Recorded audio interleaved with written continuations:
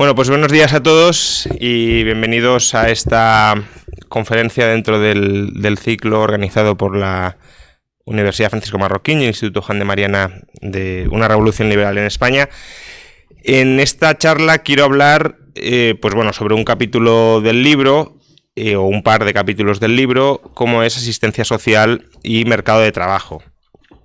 Pero antes de hablar propiamente sobre el contenido de estos capítulos, que además lo tenéis accesible en el libro y en gran medida podría ser repetir lo que está escrito, sí querría ofrecer, quizá una fundamentación mejor de por qué lo que está escrito en el libro tiene sentido en esos capítulos y lo tiene incluso más que cuando escribí ese texto y tenía las ideas que tenía en ese momento, ¿no?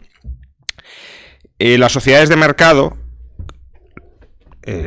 las sociedades basadas en la propiedad privada, en la libertad contractual, en la libertad individual, son sociedades donde el centro o el foco moral, como bien sabemos, es la persona, es el individuo y las relaciones que establece el individuo con otros individuos. Por tanto, son relaciones individuales e interindividuales. En la sociedad de mercado, esas relaciones individuales o interindividuales se materializan en la división del trabajo, que es cada cual produce lo que le da la gana en función de lo que cree que le van a comprar y se relaciona con aquellos que producen otras cosas que a él le interesan. Son relaciones, por tanto, y ahí cojo cosas del último libro, que, como decía Marx, están mediadas por mercancías. Las personas no entran en la sociedad mercantil directamente en contacto con ellas. Quien entra en contacto con alguien en la sociedad mercantil son las mercancías con las mercancías. Una persona, otra persona y en medio la mercancía, que son las que aparentemente se relacionan entre sí. Pero los nexos personales entre las personas aparecen ocultos detrás de esas mercancías, ¿no? Eso es lo que Marx llama el fetichismo de la mercancía, que parece que el protagonista de las sociedades de mercado sea la mercancía y no las personas, no los mercaderes, ¿no? Los mercaderes son, de hecho, meros apéndices o meros portadores de las mercancías, pero la categoría es la mercancía.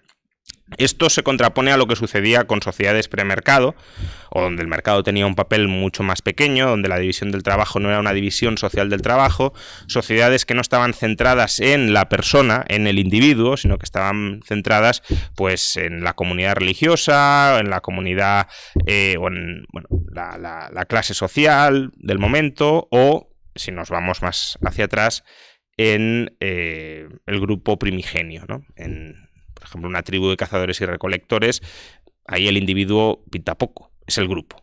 El foco, el interés, el sujeto, incluso podríamos decir, es el grupo, no el individuo. El individuo es un apéndice del grupo y se produce dentro del grupo. Las sociedades de mercado son en ese sentido muy productivas, porque la división del trabajo es mucho más productiva que estas otras formas previas de organización social, y además tienen la ventaja de que son sociedades de tipo impersonal.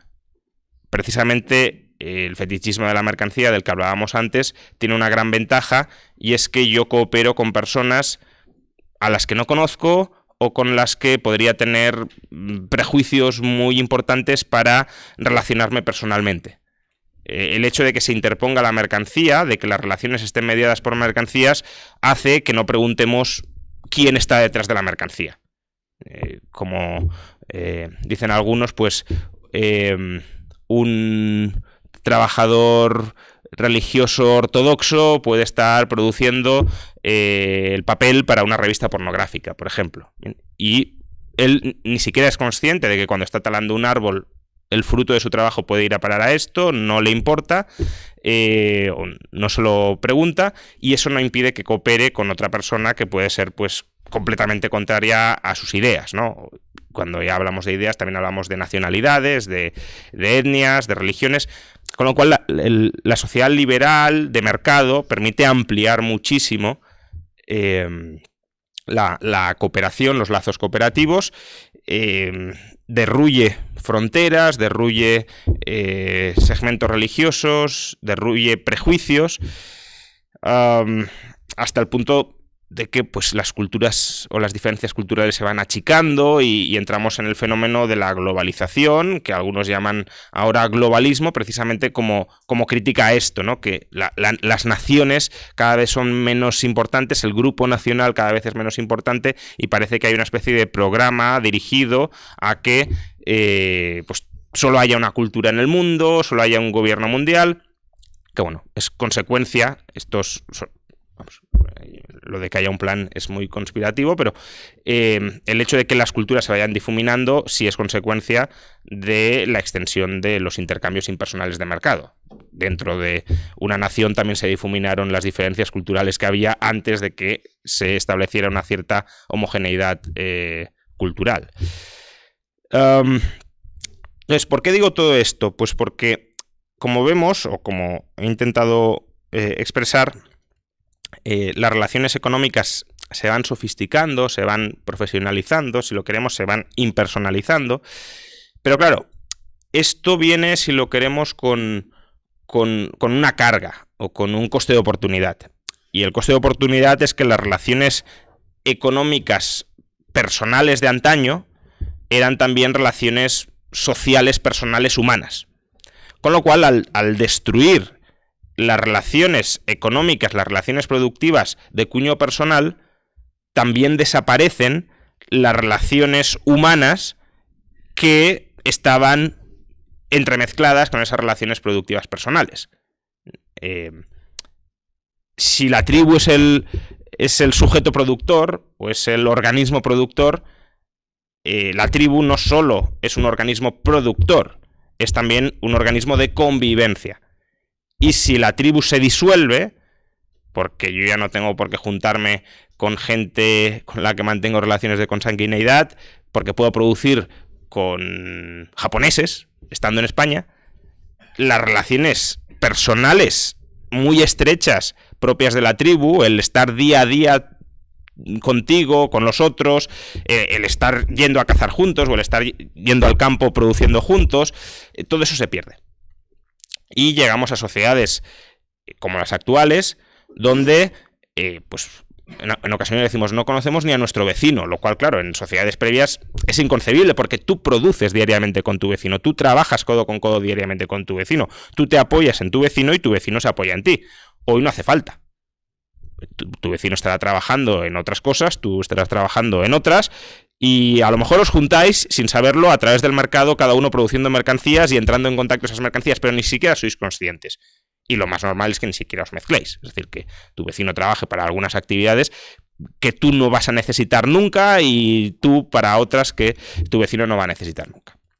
Entonces, esa erosión del tejido social, si lo queremos, es una erosión que el mercado sí genera, y que hasta cierto punto es positivo que la genere, insisto, porque si no simplemente estaríamos dentro de nuestra órbita tribal, de nuestra órbita sectaria, y no entraríamos en contacto con otros. De hecho, el nacionalismo, si lo creemos, es una especie de expresión de esto, ¿no? De este es mi grupito, tú tienes tu grupito, y somos enemigos o potenciales enemigos. En cambio, el mercado lo que hace, como decía antes, es derruir todo eso. Pero hasta cierto punto, siendo el ser humano un ser hipergregario, el hecho de destruir esos nexos sociales, humanos, personales, que estaban vinculados tan estrechamente con los nexos productivos, económicos, de carácter personal, puede dejar al ser humano en una situación de soledad, de desamparo, lo que muchas veces se atribuye o se vincula de manera peyorativa con el individualismo, ¿no? Con el aislamiento. El sujeto aislado de toda la órbita social que le rodea. Y bueno, esa es una situación, entre muchas otras, porque el término es muy amplio, que Marx calificaría, o podríamos meter dentro de lo que Marx califica de alienación, aunque es un término muchísimo más amplio y no está expresamente referido a eso, pero podría tener encaje. Es decir, que hasta cierto punto el ser humano, el individuo, se siente alienado dentro de una sociedad de mercado, se siente rehén de fuerzas impersonales que él no puede controlar, se siente una especie de pieza de ajedrez que es dominada por otros y frente a lo que nada puede hacer, y los lazos con los que podría tejer con otras personas son lazos que en la sociedad mercantil pues, prácticamente estás forzado a que sean lazos económicos a través del mercado y de carácter impersonal. Entonces, más allá de esa desubicación que puede tener el individuo en la sociedad moderna hiperindividualista, esta fragmentación del tejido social genera otro problema, si lo queremos, más de tipo económico, aunque no tendría por qué ser económico, pero al final se economiza a través del Estado asistencial. Y es que, claro, si tú estás solo en el mercado, como sujeto que solo entabla relaciones contractuales con otras personas, y tienes alguna adversidad, no tienes ninguna red. Es decir, si yo soy una persona muy próspera, que produzco mercancías muy valiosas, tengo un nivel de vida muy bueno, pero de repente pues sufro un accidente, o simplemente mi actividad deja de ser valorada por el mercado, ni siquiera tengo por qué tener un percance personal, sino yo me dedicaba a esto funcionaba muy bien y de repente deja de funcionar, porque surgen otros que son mejores, o porque los gustos han cambiado. Entonces, si estoy solo, si estoy aislado, no tengo, como decía, ninguna red que me proteja. Eso en las sociedades tradicionales no pasaba. En las sociedades tradicionales, como la producción era comunitaria y como el tejido social estaba vinculado a esa producción comunitaria, si algún individuo tenía un percance dentro del grupo, el resto del grupo le ofrecía apoyo. Había una especie de socialización de riesgos entre todos los miembros del grupo. ¿Cómo no?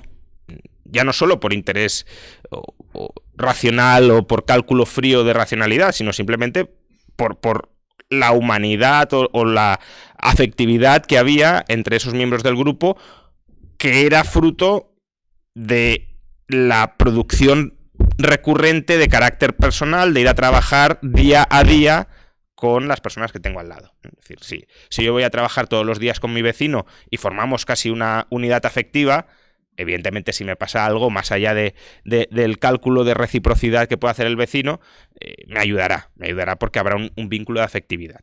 Y esos vínculos de afectividad en una sociedad de mercado, de individuos aislados que cooperen únicamente a través del mercado, se pierden o se pueden perder. Y si se pierden, como digo, pues no tienes ningún apoyo ante sucesos adversos. Y claro, no es solo, porque el problema es todavía mayor, no es solo que tengamos menos cobertura frente a épocas menos cobertura aparente, ¿no? Luego daré algunos matices, pero no solo que tengamos menos cobertura aparente frente a épocas pasadas donde la producción era grupal y basada en lazos personales, sino que además el entorno de las sociedades de mercado, de las sociedades capitalistas, es un entorno muchísimo más dinámico y cambiante que el de esas sociedades. Con lo cual, no solo es que no tengo red, sino que el entorno en el que estoy es mucho más volátil. En las sociedades tradicionales o premercado, precapitalistas, pues había una cierta estabilidad, sí, claro, de vez en cuando venía una peste y se cargaba el 60% de la población, pero más allá de esos periodos absolutamente extraordinarios, había una cierta estabilidad en las condiciones de producción, en el entorno social. Sí, había guerras, matanzas, vale, pero en términos productivos podías prever que el mañana iba a ser bastante parecido al ayer. En el mercado no. El mercado, si lo queremos, se caracteriza, y de nuevo esa es otra de sus virtudes, por la destrucción creadora schumpeteriana. Y por tanto el mercado se está reinventando continuamente a sí mismo. Los agentes que forman parte del mercado se reinventan continuamente y eso provoca destrucción de riqueza y creación de riqueza que reemplaza la anterior de manera continua. Con lo cual, como digo, se mezcla no tengo red en el mercado, estoy solo en el mercado y además es un entorno muy hostil, muy salvaje, si lo queremos, de ahí la ley de la selva en el mercado, en el que estoy inserto. Claro, si mezclamos estas dos características, no tengo a nadie que me apoye si vienen mal dadas. Lo normal es que van a venir mal dadas porque el mercado es extremadamente volátil. Lo podéis pensar también en términos bursátiles, ¿no? Es decir, aunque a largo plazo la bolsa crezca, imaginad la volatilidad a la que uno se enfrenta en bolsa. Pues claro, si no tienes ningún tipo de capacidad de resistencia, ¿no? Imaginad que estáis hiperapalancados o que estáis cortos en un momento en el que la acción se desmorona. Pues claro, ahí si no tienes ningún tipo de colateral que te respalde, estás muerto. Aun cuando la bolsa sea alcista, pues con el mercado lo mismo. El mercado puede ser un mecanismo de creación de riqueza alcista tremendo, pero claro, pueden venir épocas de volatilidad y si no tienes un soporte en ese momento, pues estás fuera. Entonces, si se mezclan estas dos condiciones, es bastante esperable que surja algún tipo de reivindicación social de necesitamos una red de garantía de última instancia que sea suministrada con carácter coactivo por la comunidad política que de alguna manera rememore esas redes previas de sociedades tradicionales de carácter personal, de carácter político, pero político basado en los lazos personales, y que sea por tanto el Estado el que suministre esa red que reemplace las redes que había en el pasado, ¿no? Entonces, de alguna manera tendríamos, hemos roto los lazos de producción personales tradicionales y lo hemos reemplazado por la división social del trabajo, por el mercado, por el producción e intercambio de mercancías con carácter impersonal, y las redes de seguridad que nos proporcionaba esa comunidad primitiva la hemos reemplazado por el estado de bienestar. ¿Vale? Bien, dejando de lado los problemas que puede tener el estado de bienestar como red de seguridad de última instancia o de primera instancia, porque ya ni siquiera es de última, ya ni siquiera es un estado subsidiario, sino que es un estado que quiere ocuparse de todo, haya o no alternativas al mismo. Fijaos que en esta descripción que he hecho de hemos reemplazado la producción de carácter personal y la red de seguridad por el mercado más el Estado, falta algo.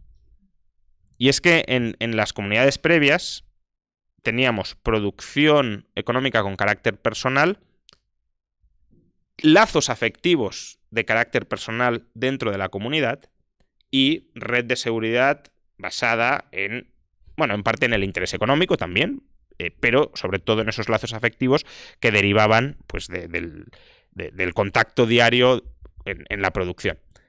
El Estado eso último no lo proporciona y espero que jamás lo proporcione. Es decir, el Estado no es un suministrador de lazos afectivos para la persona. El Estado lo que hace es, vale, tú vives aislado y voy a impedir que, si es un Estado más o menos rico y más o menos funcional, voy a impedir que caigas en el absoluto desamparo estando solo en el mercado, pero sigues estando solo. No reconstruyo ningún tipo de lazos humanos con otras personas. Entonces, uno podría decir, reconstruir los lazos humanos con otras personas es responsabilidad de cada cual. Y en eso estoy totalmente de acuerdo. Pero, de nuevo, tengamos presente que muchos de los lazos humanos que se pueden tejer son lazos humanos que emanan de esa convivencia y de ese interés recíproco en ayudarse unos con otros. Con lo cual, cuando se establece el estado de bienestar, esa parte de los lazos humanos que se conformarían por el interés recíproco de ayudarnos unos a otros, desaparece. ¿Por qué? Pues porque la ayuda que yo puedo esperar de los demás no es algo recíproco, en el sentido de tú me vas a ayudar porque hay una expectativa de que yo te voy a ayudar y porque tenemos unos lazos de afectividad común. Es algo a lo que hemos instituido o que hemos convertido en un derecho positivo frente a los demás. Por tanto, aunque tú no me quieras ayudar, mejor dicho, aunque yo sea un indeseable, que te estoy haciendo la vida imposible y al que odias, con razón, tú estás obligado a ayudarme, porque el Estado te va a cobrar un impuesto y me va a transferir la renta. Por tanto, yo puedo mantenerme completamente aislado, en una posición completamente antisocial frente a los demás, y aún así obtendré esa red de asistencia de última instancia por la fuerza, por la coacción del Estado. Con lo cual, el incentivo de una persona a insertarse si lo queremos, en lazos comunitarios, se fragmenta mucho. De hecho, yo esto lo suelo expresar, creo que con el caso más exagerado es el de la renta básica. Porque la renta básica universal ya no es solo que te proporcione una renta con carácter incondicional, aunque tú no tengas trato ni contacto con nadie más. Es que incluso aunque no produzcas, es decir, aún abandonando ya la escasa vinculación que puedes tener con el resto de la sociedad, que es una vinculación vía producción de mercancías para los demás, incluso eso lo rompe. Entonces tú te puedes encerrar perpetuamente en tu habitación, no tener contacto con nadie más, odiar a la humanidad y la humanidad te está pues subsidiando, subvencionando, pagando. Entonces, es una especie de subsidio a la asocialidad o antisocialidad. La asocialidad puede ser ventajosa para algunos individuos, pero conlleva costes. Y lo que hace el estado de bienestar es reducir esos costes y, por tanto, solo colocar los beneficios de no formar parte de ningún grupo encima de la mesa, de modo que, claro, si tú si tú eliminas los costes de la asocialidad y solo dejas los beneficios, pues tenderá a haber una mayor asocialidad. ¿Esto es necesariamente así en las sociedades de mercado? No, no es necesariamente así, y de hecho en las sociedades de mercado en el siglo XIX no era así. Esto es especialmente así a lo largo del siglo XX, cuando emerge el estado de bienestar como red de seguridad, red de garantía de última o de primera instancia. En el siglo XIX, que es cuando empiezan a emerger con carácter, si lo queremos, global, las sociedades de mercado y las sociedades capitalistas, esos lazos productivos de carácter personal que constituían la base de relaciones afectivas, de relaciones sociales, de relaciones comunitarias, se rompen. Y de hecho que se rompen para bien. Pero eso no significa que el individuo quede completamente aislado frente al resto de la sociedad o frente al resto del mercado. Precisamente porque los individuos necesitan reubicarse en el mundo y necesitan conformar nuevas formas de socializarse y de asegurarse y de protegerse frente al mercado, empiezan a surgir grupos que en Inglaterra o en Estados Unidos se conocen como sociedades de amigos, friendly societies. El nombre yo creo que es ya de entrada expresivo o significativo, porque fijaos que se hace el hincapié en que el fundamento de esas sociedades es la amistad, es la afectividad. No estamos hablando de un seguro mercantil, que tiene su lugar, y tiene su función. Pero el seguro mercantil quizá no alcance para todo. Desde luego no para establecer lazos de socialidad y no a lo mejor para salirte del contrato, ¿no? Porque esto ya tampoco me quiero desviar por muchos paréntesis, pero un problema que tienen las sociedades mercantiles para coordinarse es que los contratos siempre son por necesidad incompletos. No hay un contrato que sea absolutamente completo en el sentido de que todas las contingencias puedan estar previstas en el contrato. Y eso, claro, ante determinadas coyunturas, pues puede generar una cierta zozobra, ¿no? Pensemos los seguros de salud, por ejemplo. ¿Y qué pasa si no me cubre absolutamente todo lo que puedo llegar a padecer? No, pues si no te lo cubre la póliza del seguro, estás fuera. Entonces, claro, y frente a esos casos no cubiertos, ¿qué hago? Bueno, las sociedades de amigos no se basan en esa textualidad, si lo queremos, fría del contrato, sino que hay una flexibilidad mucho mayor, porque es ese hoy por ti, mañana por mí, A lo mejor lo mío hoy no está cubierto, pero lo tuyo mañana tampoco, y por tanto, pues entendemos que nos ayudamos entre nosotros. Bien, ¿qué eran estas sociedades de amigos? Eran agrupaciones amplias de personas con un carácter generalmente local o profesional, y esto lo quiero vincular luego con... Bueno, luego, a ver... no muy luego, pero... con los sindicatos. Eran asociaciones de carácter local, regional o profesional, cuyo propósito era que todos sus miembros socializaran, establecieran nexos de amistad entre ellos, y que sobre esos nexos de amistad entre ellos surgiera también el compromiso estatutario. De nuevo, no se basaba en la buena fe. En la buena fe se podía basar lo que quedaba fuera de los estatutos, pero también eran nexos de carácter contractual estatutario el compromiso de ayudarse entre sí. Y ese compromiso, además, y esto es importante, era un compromiso de carácter horizontal. ¿A qué me refiero con esto? Muchas veces cuando a los liberales se les plantea, bueno, ¿y la asistencia social en un mercado libre cómo sería? Pues, asociaciones filantrópicas darían dinero a los pobres. Esa es una respuesta muy común y muy incorrecta, tanto desde un punto teórico como histórico. No incorrecta en el sentido de que eso no existiría, claro que existiría, pero no sería la base de la asistencia social. No sería la base porque, primero, si vosotros os colocáis en una situación de lo he perdido todo, no puedo sostenerme por mí mismo, probablemente lo último que queréis es depender de la arbitrariedad de una tercera persona, del capricho de una tercera persona. Entonces, como demandantes potenciales de asistencia social, eso para vosotros no lo queréis.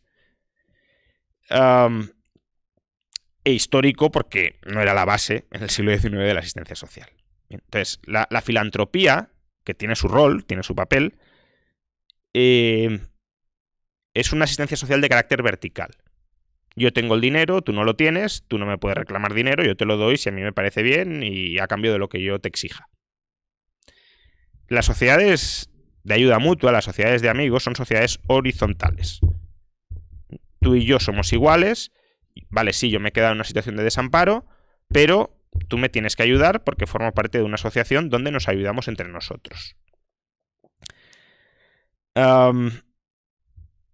Esa ayuda tenía un carácter muy diverso en el siglo XIX. Es decir, no solo cubría, pues a lo mejor, los gastos de sepelio de manera más vistosa, sino subsidios de desempleo, si tú te quedabas desempleado, o si ibas a la huelga, la sociedad de ayuda mutua te cubría los sueldos perdidos. Si tu esposa o tus hijos se quedaban viudas, huérfanos, la sociedad de ayuda mutua los cuidaba. Si enfermabas, también te cubría los sueldos perdidos. Pero sobre esto, o sea, si leéis cómo funcionaban estas asociaciones, ahí pues se deja ver la clara diferencia, ¿no? Por ejemplo, cuando alguien enfermaba, se le pagaban, claro, los sueldos perdidos. Pero no solo la sociedad de ayuda mutua no se limitaba simplemente a extenderle un cheque, que es lo que haría hoy pues, o una aseguradora o el propio Estado.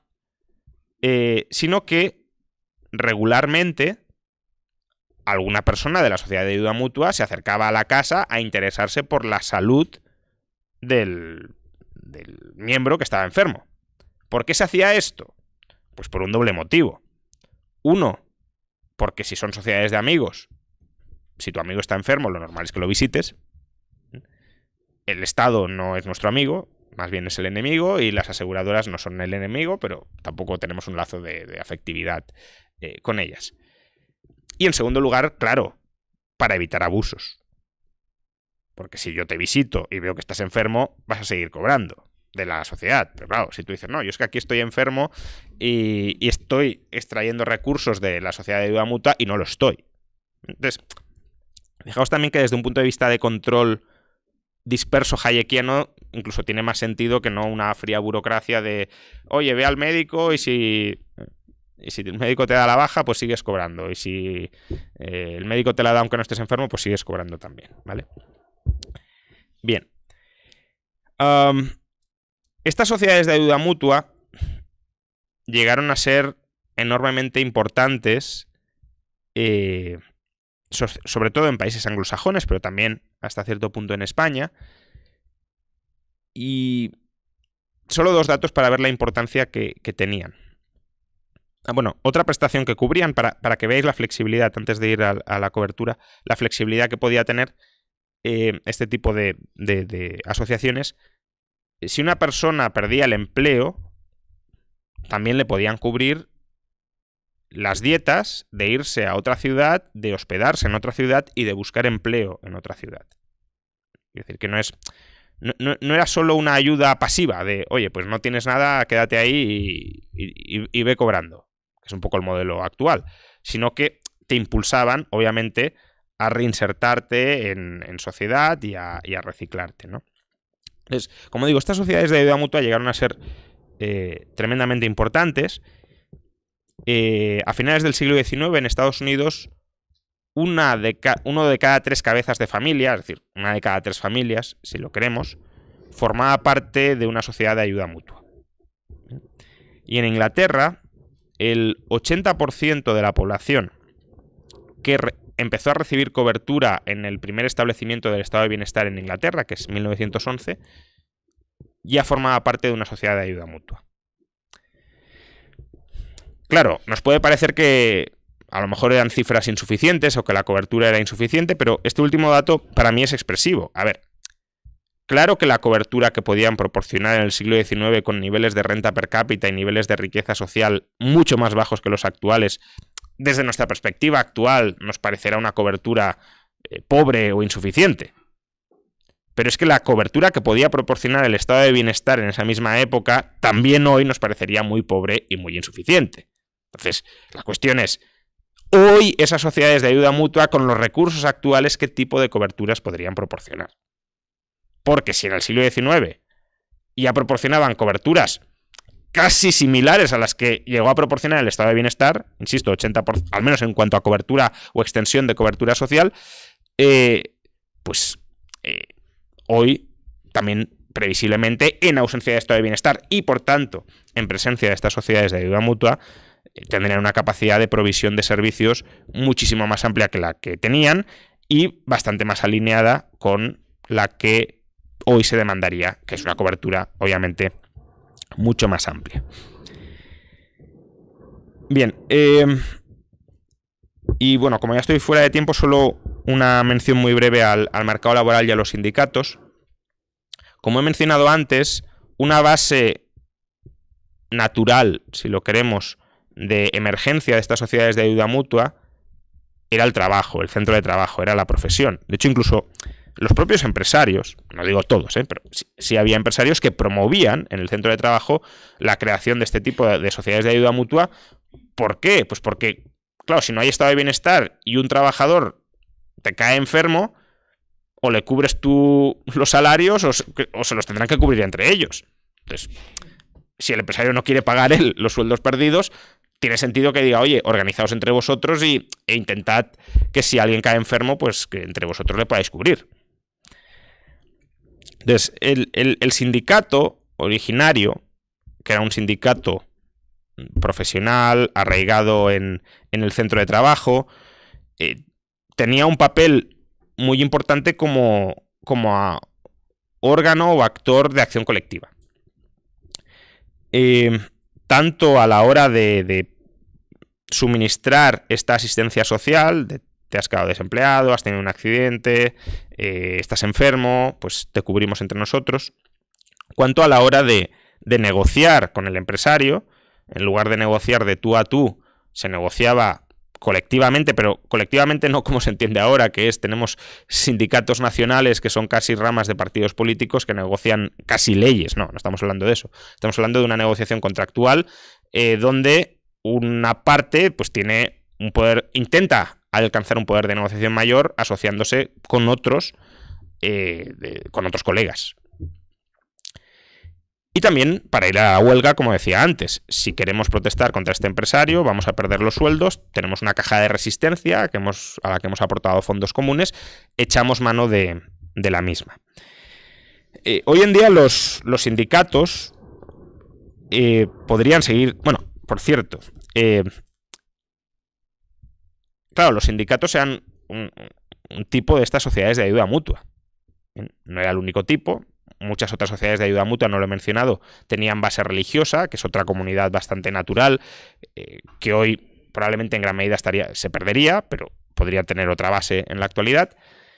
Pero junto con las comunidades de ayuda mutua religiosas o locales, también estaban las profesionales, ¿no? Que son los sindicatos. Claro, cuando empieza a emerger el estado de bienestar, por ejemplo en Inglaterra, segunda década del siglo XX, el estado de bienestar desplaza a las sociedades de ayuda mutua, hasta el punto de que ya no existen, han desaparecido. Eran tremendamente amplias, extendidas, populares, y hoy pues muchos ni siquiera las han oído hablar de ellas nunca. Entonces, cuando empieza a emerger el estado de bienestar, estos sindicatos que eran sociedades de ayuda mutua se oponían al estado de bienestar. Porque claro, decían, oye, que aquí estamos administrando nosotros unos recursos para nosotros, para los suyos, y va a venir un burócrata de fuera, nos va a quitar el dinero con la promesa de que nos va a proporcionar los mismos servicios que estamos proporcionando nosotros, pero ¿quién nos garantiza que estos recursos van a revertir en nosotros y no en corruptelas o en redes clientelares de otro tipo o en transferir esa renta a los ricos, a las oligarquías? Entonces, al principio los sindicatos lo veían como una intromisión en sus funciones y como una especie de desplazamiento y de absorción de lo que ellos hacían. Hoy no, porque como son todo lo mismo, al final pues viven de lo mismo y reciben de lo mismo, pues están todos en el mismo barco. Pero originariamente no. Entonces, hoy los sindicatos, aparte de estas funciones redistributivas, de asistencia social que podrían tener, también pueden tener otra función, como decía, de negociación colectiva, que es importante en mercados donde las empresas, como demandantes de trabajo, pueden tener poder de mercado. Ya sea por problemas de información, ya sea por aparición de monopsonios locales, ya sea por fricciones en el propio mercado de trabajo. No es fácil inmediatamente cambiar de empleo. Los mercados de trabajo no se comportan como mercados perfectísimamente competitivos. En teoría, si una empresa bajara los salarios un 1%, debería perder a todos los trabajadores que se irían a otra empresa. Eso sabemos que no sucede. Con lo cual, las empresas tienen cierto poder de negociación a la hora de establecer salarios por debajo de la productividad marginal. ¿Y eso cómo se puede contrarrestar? Pues algunos lo contrarrestan con salarios mínimos, con leyes de salario mínimo, lo cual es especialmente problemático porque tu productividad no tiene por qué ser la misma que la mía y por tanto si establezco un salario mínimo para todos, a lo mejor tú te quedas fuera y a mí me aumentan el salario. Además por incentivos políticos, ¿realmente hay que seguir subiendo el salario mínimo por cuestiones de poder de negociación o ya estamos en una especie de bazar político de yo ofrezco más y más a una costa de destruir empleo?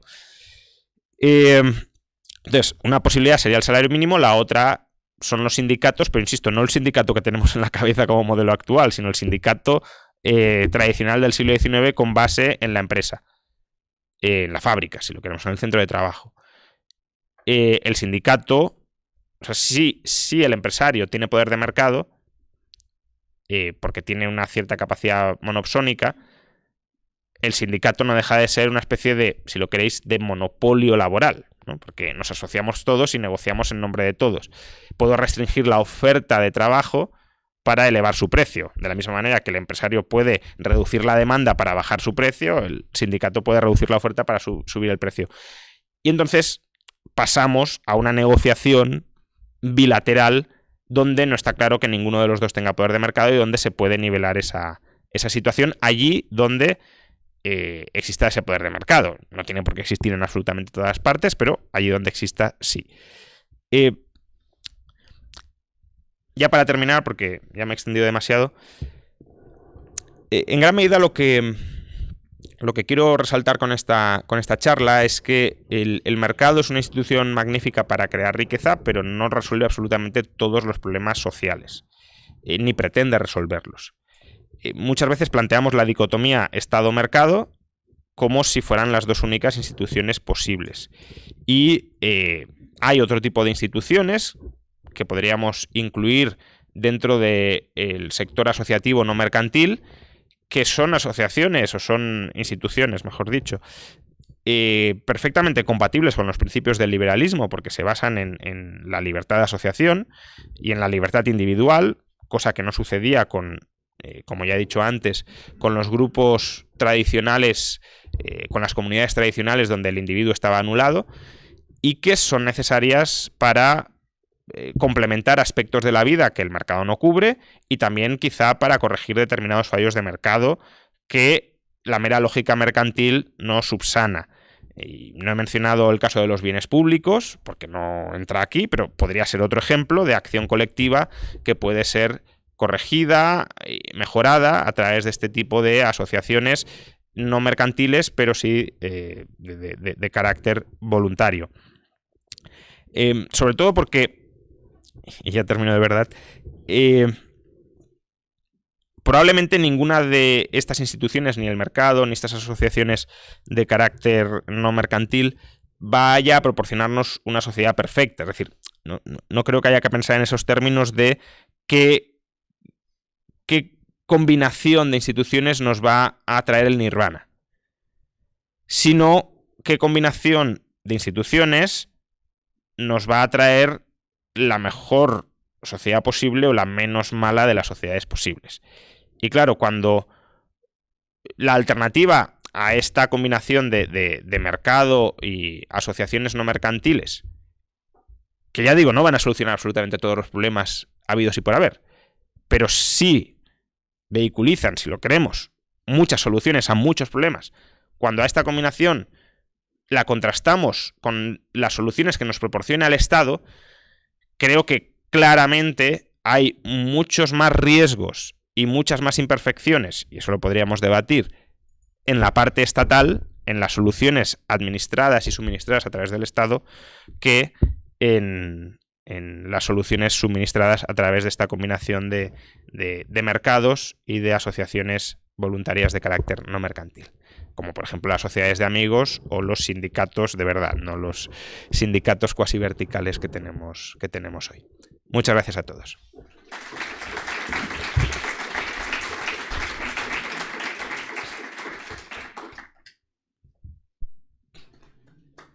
Pues vale, pero si hay alguna. Una crítica que se suele hacer a este tipo de planteamientos es que el ser humano es egoísta y que a veces somos muy cortoplacistas también.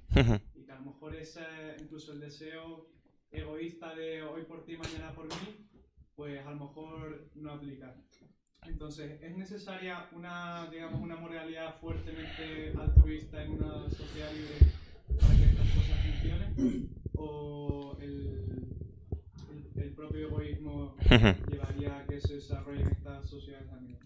Como se suele decir, me alegro de que me hagas esta pregunta, porque he mencionado antes el caso de la filantropía y no lo he desarrollado. He dicho, bueno, la filantropía no nos gusta, pero tiene su función, pero no he explicado qué función tiene, y creo que lo puedo conectar con tu respuesta. Hombre, una moralidad que recompense la prosocialidad y la cooperación, obviamente, ayuda muchísimo a todo esto. También hasta cierto punto, si es excesiva, puede anular al individuo, que eso también hay que tenerlo muy, muy presente. Pero está claro que ayuda. No es lo mismo una sociedad pues muy religiosa, por ejemplo, donde todo el mundo se vuelque con otras personas de la misma religión, ¿no? Que esto también, como decía antes, es una limitación porque se basa en lazos personales o en este caso lazos ideológicos o religiosos, pero bueno, no es lo mismo en términos de cooperación y de ayuda mutua que una que tenga o ausencia de valores o valores mucho más individualistas. Aún así, y esto lo conecto con la filantropía, hay, si lo queremos, un egoísmo racional que también conduce a este tipo de asociación voluntaria. Precisamente porque si yo quedo desamparado, como decía antes, no quiero verme sometido al arbitrio de terceros a través de la filantropía, es decir, no quiero que mi suerte y mi supervivencia dependa del capricho de un rico. Justamente por eso, si no me quiero ver en esa situación, tengo incentivos a integrarme en estas sociedades de tipo horizontal de ayuda mutua. Y uno puede decir, bueno, y si eres muy cortoplacista, como señalabas, y no te integras, pues ahí, y ese es el papel que juega la filantropía, el peaje social, si lo quieres, de ese cortoplacismo, de esa antisocialidad, de no haber sido previsor a la hora de integrarte en estas redes de ayuda mutua, es que te tienes que someter al arbitrio de un tercero que te quiera ayudar, porque tú no has dado nada por la sociedad, por tanto no tienes derecho a exigir nada de la sociedad, pero si yo soy caritativo, y ahí sí que entra la caridad pura, que es de carácter unilateral, yo te voy a ayudar. Y claro, como nadie se quiere ver en esa situación, hombre, quizá en el corto plazo, pues tendríamos personas imprevisoras que no se integrarían, pero justamente la imitación y la experiencia te llevarían a... No es muy conveniente, aunque sea egoísta y cortoplacista, no es muy conveniente que no esté integrado en alguna de estas asociaciones. Es decir, se ritualiza o se ritualizaría integrar una de estas asociaciones, aunque no sepas el motivo profundo por el cual te integras, ¿no? Es decir, rutinas o prácticas habituales cuyo fundamento último no entiendes, pero que sabes que son funcionales para una buena vida, que eso es al final la moral, ¿no? Hábitos victoriosos. Has comentado que había dos funciones para estas asociaciones, una de seguridad y otra de sociabilidad. Y la pregunta va por este segundo aspecto. Has comentado también tres bases para esas sociedades: la religiosa, la local y la profesional.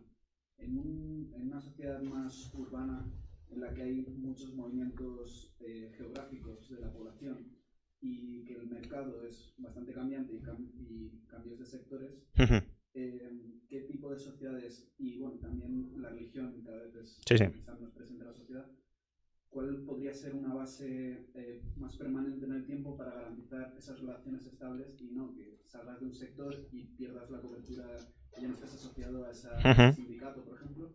Y la segunda pregunta, ¿qué modelo actual, en qué país podría ser reflejado eso? ¿Dinamarca podría ser un sistema sindical un poco más liberal, por ejemplo, o hay algún otro país que tenga un modelo más liberal? Empezando por el final, sí, los Centro Europa y los países nórdicos suelen tener sindicatos más vinculados a la industria y con una negociación más sectorial, ¿no? Todo lo que sean convenios sectoriales, no digamos ya de carácter empresarial, pues está más apegado a lo que era la tradición del sindicato que lo actual. El problema en España es que también hay convenios sectoriales y empresariales, pero que están negociados por los dos sindicatos que hay en España, que son sindicatos nacionales o de partido. ¿Cuál podría ser la base hoy de estas asociaciones? Hombre, primero, estas asociaciones en el siglo XIX surgen en las ciudades, no surgen en el campo, porque en el campo la base productiva seguía siendo la misma, la familia o la comunidad agraria, la comuna agraria, y por tanto ahí no había necesidad de estas sociedades. Es que no es que no, surgieron en el siglo XIX en un entorno no urbano y hoy estamos en un entorno urbano. No, surgen precisamente con la proletarización de las personas en entornos urbanos y la necesidad de, después de haberse desarraigado de su entorno tradicional, ¿dónde me integro, no? La religión hoy probablemente no sería ni mucho menos un lazo común para todos. Lo podría seguir siendo para muchas personas, pero no para todos. La profesión, efectivamente, sí es cambiante. Tampoco lo sería, pero para determinados servicios que sea cambiante tampoco te importa. Es decir, al final, con los defectos que tiene, es algo parecido al seguro sanitario de Estados Unidos, ¿vale? Cuando yo dejo el empleo, dejo de tener este seguro, pero cuando encuentro un nuevo empleo, en el nuevo empleo vuelvo a tener un nuevo seguro. Pero la base territorial o local sigue siendo importante. Entonces, es verdad que puede haber migraciones, pero precisamente, probablemente por eso, las sociedades de ayuda mutua ya en el siglo XIX estaban empezando a evolucionar, si lo queremos, a asociaciones más complejas, donde tenías supraasociaciones, es decir, tenías sociedades de ayuda mutua que se asociaban regionalmente para dar cobertura geográficamente más amplia. Entonces, no sé cómo podría haber evolucionado ese modelo, si habríamos ido o sea, no una sola asociación, sino mancomunidades, si lo queremos, de asociaciones de carácter nacional o internacional. Además, hoy, esto ya es especular, porque no hemos tenido, obviamente, estas tecnologías o este tipo de organización social en el siglo XIX y, por tanto, no sabemos cómo se habría adaptado la sociedad de ayuda mutua, pero precisamente sobre la base de redes sociales, por ejemplo, es decir, establecimiento de sociedades de amigos, pero con una base de afectividad real, más allá de simplemente te añado a contactos y no tengo ningún tipo de relación, es decir, una sociedad de nexos cibernéticos, si lo queremos, también es potencialmente una solución. No lo sé, pero el problema de hacer enlaces entre personas que estaban dispersas geográficamente, que sí existían en el siglo XIX, no te vas a asociar con alguien a quien no conoces y con quien no tienes trato. Hoy ese problema la tecnología lo ha resuelto en gran medida. La cuestión es si a través de la tecnología somos capaces de constituir lazos afectivos. Pero al menos existe la posibilidad. En el siglo XIX esa posibilidad estaba cerrada porque no existía la posibilidad del propio lazo. Bueno, pues las dos últimas. Sí, sí. Has dicho que las mutualidades han desaparecido, lo cual no es del todo cierto. Se pueden ver como fósiles aún vivos. Los arquitectos, por ejemplo, tienen la posibilidad de publicar a través de la mutualidad de arquitectos. O sea, que hay ciertos privilegios curiosísimos que demuestran que históricamente pasó algo o hay grupos de interés. Y hay la mutualidad principal, la más ultraprivilegiada de todas, que se llama MUFACE, la mutualidad de funcionarios civiles del Estado, porque los militares también han puesto cuenta. Es el Estado dando ejemplos. Los demás os apuntáis a la seguridad social porque lo digo yo por la fuerza. Nosotros, los funcionarios, elegimos si queremos seguridad social o queremos seguro privado. Sí, efectivamente. Lo que pasa es que también se han ido profesionalizando y han ido perdiendo ese carácter de base afectiva que desde luego tenían las sociedades de ayuda mutua. Bueno,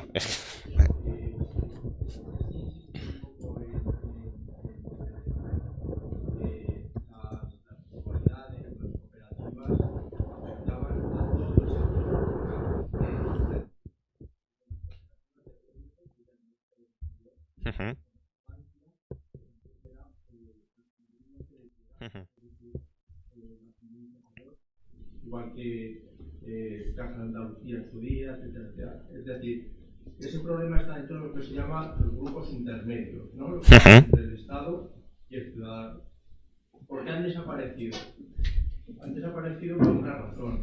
Porque cierto grupo intermedio se los ha comido. ¿Qué grupo intermedio es ese? El partido político. Es decir, cuando el liberalismo avanzaba, cuando el capitalismo avanzaba, la gente, pues lo que usted ha estado explicando, se relacionaba, se asociaba, buscaba qué necesidades tenían en común, las iban resolviendo, etcétera, etcétera. Y de pronto aparecen, sobre todo en Europa, dos protagonistas de esos grupos intermedios que empiezan a absorber a los demás, que es el partido político, ¿no? Y es el sindicato, que se politiza. Bien, si ahora examinamos cómo han quedado los grupos intermedios, por ejemplo en España, que efectivamente todavía podemos observar que hay rastros, hay mutualidades, hay cooperativas, etcétera, etcétera. Todo lo que se ha producido legislativamente, sobre todo desde, pero no ahora, esto viene incluso de atrás, ¿no? Desde la época de Franco, ¿no? Ha sido absorber del Estado, el partido político, el sindicato vertical, de la época de Franco, etcétera, etcétera, absorber todas las competencias que habían adquirido los grupos intermedios. Bueno, es que el Estado es totalizante y por tanto lo tiende a... Todo aquello que pueda generar lealtades distintas a las lealtades al poder político, para el Estado tiene que desaparecer porque es una amenaza a su soberanía, al final, ¿no? Si tú no obedeces absolutamente al Estado, si tienes una lealtad mayor hacia tu religión o hacia tu familia, hacia tu sindicato, hacia otro grupo intermedio, pues claro, el Estado no es realmente soberano y por tanto lo tiene que erradicar. Y también, además, decía antes, respondiendo a Paco, bueno, se han profesionalizado, se han mercantilizado, si lo queremos, pero es que, claro, si el Estado ejecuta las funciones no mercantiles que debían o que realizaban estas asociaciones, estos cuerpos intermedios, como decías, la única forma que les queda de sobrevivir es adoptar ciertas prácticas mercantiles, entrar en la lógica del mercado, de la supervivencia del mercado. Si el Estado no desempeñara esas funciones, habría hueco social para organizaciones de carácter no estrictamente mercantil. Pero claro, si el Estado ya ha absorbido ese rol, pues lo que te queda es adaptarte. Es que la secuestra, ¿no? Por ejemplo, algo tan natural, que nos pusiésemos aquí de acuerdo para prestarnos dinero unos a otros. Sí, claro. La cooperativa de crédito está prohibida. O sea, no lo podríamos hacer. Si nos vamos a pedir una licencia al Banco de España, que nos hemos reunido aquí 20 personas para formar una cooperativa de crédito. No os dejo. Sí, eso sí.